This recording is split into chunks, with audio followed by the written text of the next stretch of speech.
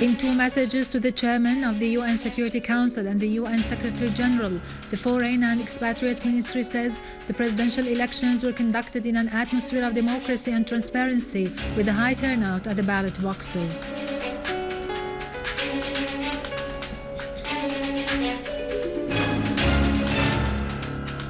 A terrorist blast is reported in Homs, and the Syrian Arab army units continue their operations in Lattakia and Aleppo.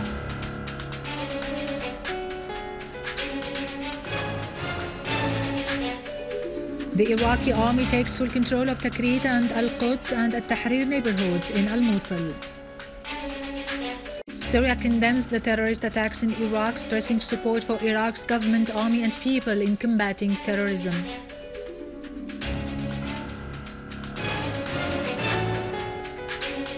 In implementation of Legislative Decree No. 22 for the year 2014, which stipulates granting general amnesty for the crimes committed before the 9th of June 2014, hundreds of prisoners were released from Aleppo and Damascus central prisons.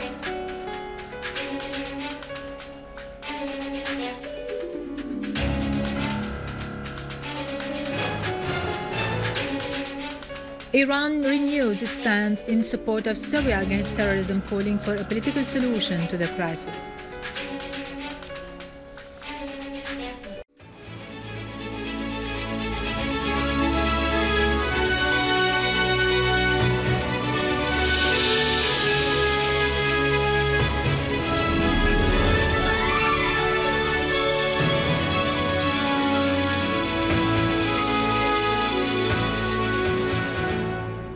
Good afternoon, ladies and gentlemen, and welcome to our news for today. The Foreign and Expatriates Ministry has addressed two messages to the chairman of the UN Security Council and the UN Secretary General on the presidential elections in Syria, pointing out that they were conducted in an atmosphere of democracy and transparency with a high turnout that surpassed all expectation.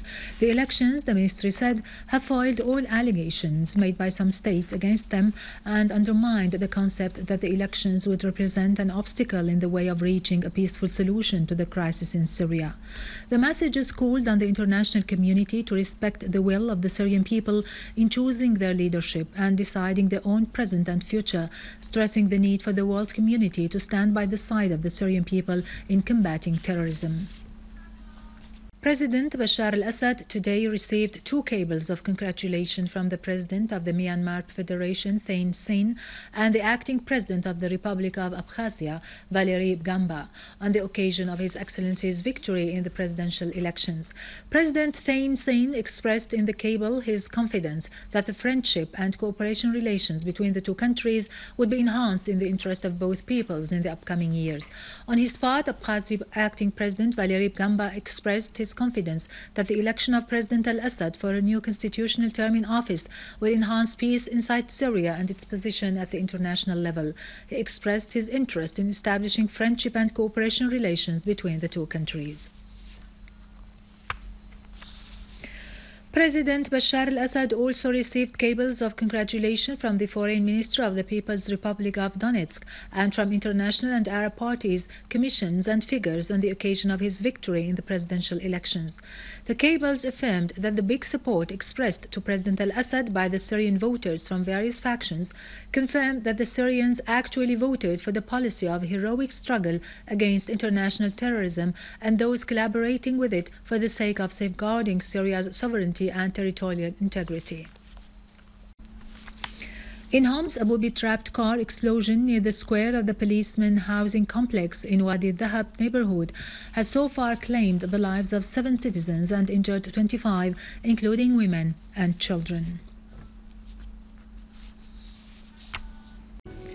The Foreign and Expatriates Ministry has expressed Syria's condemnation of the terrorist acts Iraq has been exposed to within the framework of what the ministry said, a world conspiracy against the Iraqi and Syrian peoples represented in a terrorist invasion that targets the Iraqi people's unity and the country's infrastructure. In a statement, the ministry voiced Syria's support for the Iraqi government, army and people in their confrontation of the terrorists, affirming that Iraq is facing the same foreign sides-supported terrorism terrorism that Syria is facing, emphasizing its determination to fight the terrorism against it and to continue defending the Syrian people. Syria, the statement added, reiterates its full solidarity with Iraq and its readiness to cooperate with it to confront terrorism.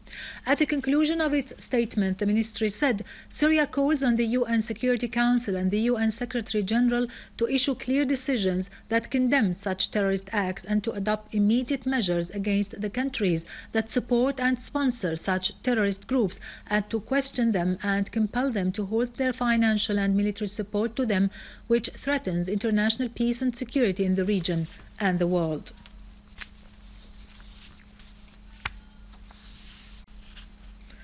The Islamic State in Iraq and Levant organization had yesterday taken control of the cities of Nineveh and Mosul, causing the deportation of a large number of Iraqi families. The organization also took control of al-Ahwaj province and 5 other districts in Kirkuk Governorate, triggering a state of utmost alert that was declared by Prime Minister Nouri al-Maliki, who also called on Parliament to announce a state of emergency in the country.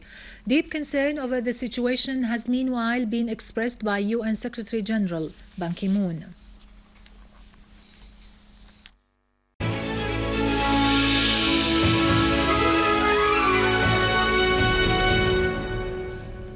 Welcome back. In the governorates of Nineveh, Salahuddin and Kirkuk, Iraqi troops continue their strikes against the terrorists of the Islamic State in Iraq and the Levant, taking full control of Tikrit and the neighborhoods of Al-Quds and Al-Tahrir in the city of Al-Mosul. A state of high alert has been declared by the Iraqi clans to defend the country's stability and security against the Islamic State of Iraq and the Levant terrorists.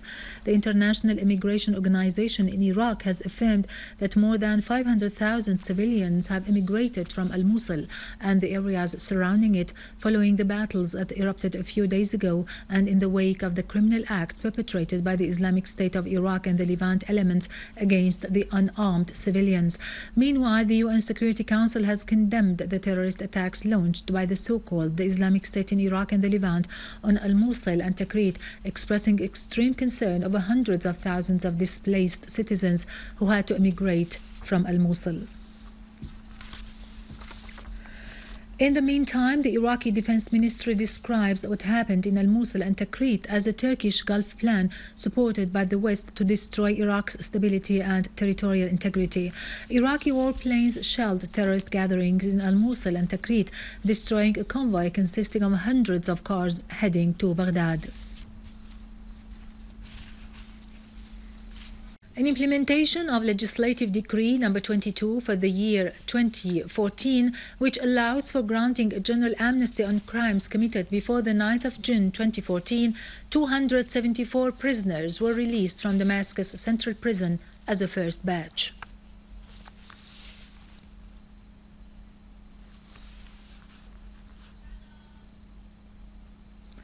In implementation of Legislative Decree No. 22 for the year 2014, which stipulates granting general amnesty for the crimes committed before the 9th of June 2014, the first batch of prisoners was released from Aleppo Central Prison. Aleppo First Attorney General Ibrahim Hilal confirmed that 300 prisoners were released from Aleppo Central Prison, adding that the decision has been made by 2 judicial committees which closely reviewed the files of the prisoners according to the directives of President Bashar al-Assad. In Aleppo, units of the Syrian Arab Army foiled an infiltration attempt by terrorists into an orphanage in al-Layramoun and al-Zahra'a charity, killing and wounding dozens of terrorists and destroyed an armed vehicle used by them. Syrian Arab Army units also confronted a terrorist attack by armed gunmen in the village of Aziza and the surroundings of the Air Defense Battalion in Azzan, inflicting heavy losses upon them. Units of the Syrian Arab Army targeted terrorist gatherings in Aquaris, Mara, al-Awaj, al-Muslimiyya and the Old City in Aleppo, destroying a weapon warehouse full of explosive devices and ammunition in Karm Miyassar, in addition to destroying a number of cars in Khan al-Asal, Ard al-Na'na'i and Daret Azza, killing and wounding scores of terrorists. In Dar'a, units of the Syrian Arab Army killed and wounded a number of terrorists who are affiliated with the so-called Nahal battalion in Saida town in Dar'a countryside. Syrian Arab Army units also targeted terrorist gatherings east of Zanubia school in the refugees camp in Dar'a al-Balad, killing dozens and destroying their criminal equipment. Syrian Arab Army units continued their operation in al-Mlayha town in Damascus countryside to cut off all supply routes to the terrorists. The most important is Jisrin al-Mlayha road, which has fallen under the control of the Syrian Arab Army.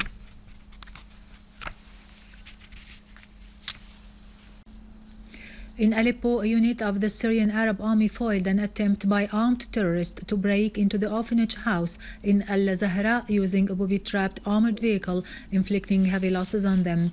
In another development, the terrorist groups tried to infiltrate into some military positions in the area, that units of the Syrian Arab Army intercepted them and foiled their attempts. In Lattakia northern countryside, the Syrian Arab Army took full control of 3 hills in Silnefa, killing a number of terrorists and destroying their criminal equipment. These hills are considered very important in the military strategic sense because they overlook a number of villages in Lattakia northern countryside. The Iranian Foreign Ministry has reiterated Tehran's support for the Iraqi government and people in their confrontation of terrorism, calling for safeguarding the unity of the Iraqi people with all their factions. Iranian Foreign Ministry spokeswoman Mardia Afkham has warned against the repercussions of some states' support for the terrorist groups who contribute to instability in the region, voicing hope security and stability would restore to Iraq. On his part, Iranian Assistant Foreign Minister for Arab and African Affairs Hussein Amir Abdullahian has affirmed Iran's support for Iraq in its battle against terrorism, voicing confidence that the Iraqi armed forces would eliminate the terrorists and takfiris across Iraq. Finally, Russian Foreign Minister Sergei Lavrov stressed the necessity of stopping military operations launched by Kiev authorities southeast of Ukraine and starting a dialogue among all parties. The Russian Foreign Ministry said that Lavrov, during a telephone conversation with his American counterpart John Kerry, pointed out that the government in Kiev should stop all military action and deal with humanitarian issues, in addition to conducting a national dialogue for determining the future of the Ukraine. Earlier, Mr. Lavrov held a press conference in St. Petersburg with his German counterpart Frank-Walter Steinmeier and the Polish Foreign Minister Radoslaw Sikorski, during which he stressed that Russia, Poland and Germany call for an immediate halt of violence in the Ukraine without any preconditions. Iranian Foreign Ministry renewed its support for Syria in the war against terrorism and its stance that encourages a political solution to resolve the crisis. In a weekly press conference, Iran's Foreign Ministry spokeswoman Mardia Afkham asserted Iran's clear stance towards that development of the situation in Syria, emphasizing that the irresponsible support provided by some countries to the armed terrorist groups in Syria has led to the spread of terrorism in the region. Afkham stressed the need for consultation between the Islamic states, who are members of the Islamic Cooperation Organization, in order to find a solution to the problem of terrorism which has plagued the countries in the region, pointing out that Iran has warned against the risk of supporting the terrorist groups, especially as terrorism has no specific or limited place.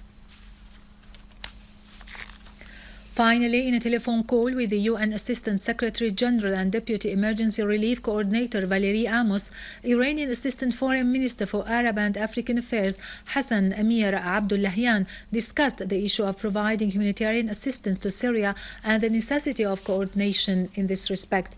Iranian media sources said the telephone call came ahead of the visits scheduled to be paid by Amos to Tehran, with the aim of holding more consultations to coordinate between the two sides in the field of delivering humanitarian assistance to Syria. With this, we end our news for today. Thank you for watching. For more details about Syria and the region, and to view this bulletin again, you can always visit our website in English, syriaonline.sy. Now to latest business and market news with Vani Gunjan, but after a short break.